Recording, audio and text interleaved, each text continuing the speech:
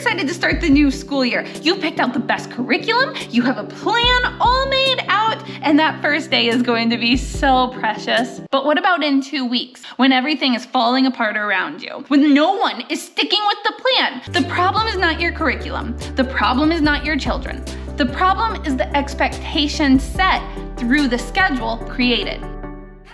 Those of us who grew up going to public school were used to a very rigid time schedule. At 9 o'clock, you have this subject. At 9:45, you go to this class. At 10:30, you have that thing. But that's not how homeschooling works. And if you're doing time scheduling, you're probably gonna burn out. Having a time schedule works well for some people, but usually those that have a very rigid schedule. Maybe they work full-time and are homeschooling, or they have to be certain places at certain times and keep routines for other people's sake. But most homeschool families don't work like that.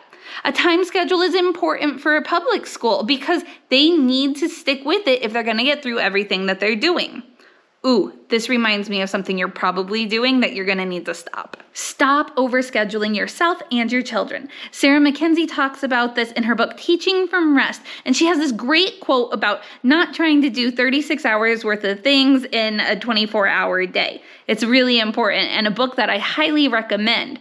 Look, there are so many good curriculums out there to pick from, but you can't do them all, and you're gonna have to reconcile with that.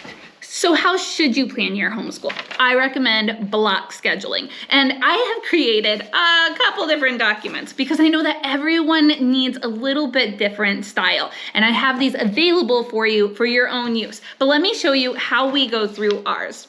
See, I don't set times on the side because what I'm really looking for is creating a rhythm for my family. In the morning, we wake up and we have breakfast.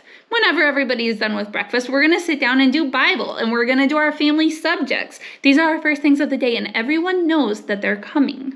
After family subjects, we're going to do helping hands. This is like chores, but a nicer way of saying it.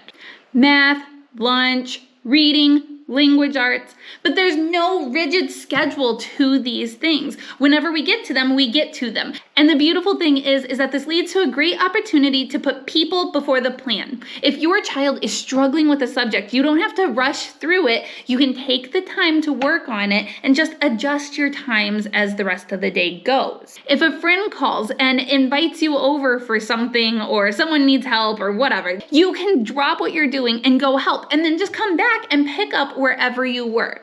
When a child finishes a subject, we take a break.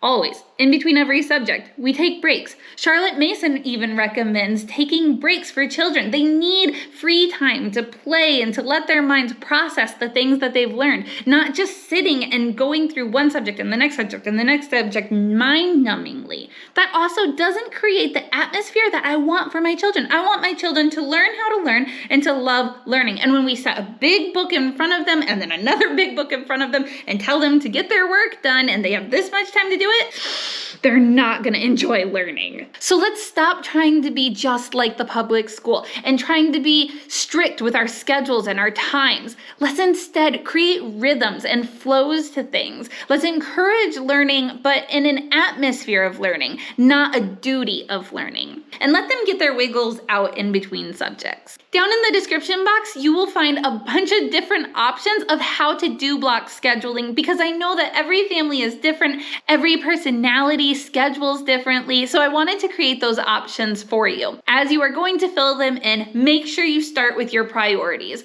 What are the things that are most important to you? Just like with budgeting, when we make sure that our bills are paid before our entertainment is covered, we want to make sure to do that when we are scheduling out our family rhythms. So start with church, Bible studies, social interactions. These things are most important. Go ahead and put meals in there because everybody has to eat and you don't want hangry children. Do your core subjects. When do you think would be best for your kids to do math? When would be best for their language arts lessons? You can really take this as far as you want to. I've gone as far as really planning out our whole week because that works well for me. And as a year-round homeschooler, we don't just do homeschool 5 days a week. And we usually homeschool on Saturdays, not on Fridays. Unless we have company over, then we don't do those ones. So you'll see that some of the options are for 7 days a week, not just 5. But if you are a strict 5-day-a-week homeschooler, that option is available for you as well. Once you've filled out your block schedule, you might want to laminate it and put it up on the fridge so that everybody gets used to that rhythm. That's how I do it. This isn't something that we change often, and I can just use a dry erase marker to change whatever I need to. For daily planning, for lesson planning, well, we do that a little different too. And you're gonna wanna make sure to subscribe so that you don't miss when that video comes out next. But until then, you might be interested in seeing some curriculum reviews that I've done, and you can do that by clicking here.